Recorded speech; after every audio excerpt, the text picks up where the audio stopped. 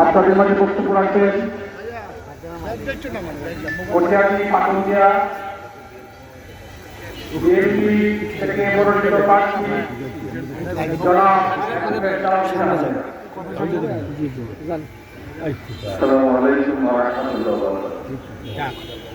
আমরা আমাদের প্রিয় মানুষ নুরুল সাহেবের জানাজার জন্য প্রস্তুত।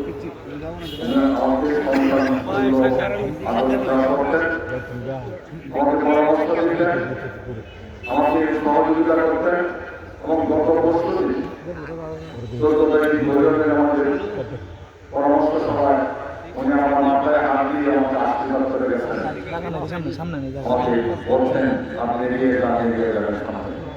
আজকে আপনাদের প্রার্থনা করছি, অনুরোধ করছি, আসুন আজকে নুরুল সাহেবকে শেষ বিদায়কালের মাঝে আল্লাহর সাথে ক্ষমা করে দিন। বরং পুনরায় আল্লাহর কাছে প্রার্থনা করি, আল্লাহ যদি ভালো মানুষটাকে শ্রেষ্ঠ জানাতে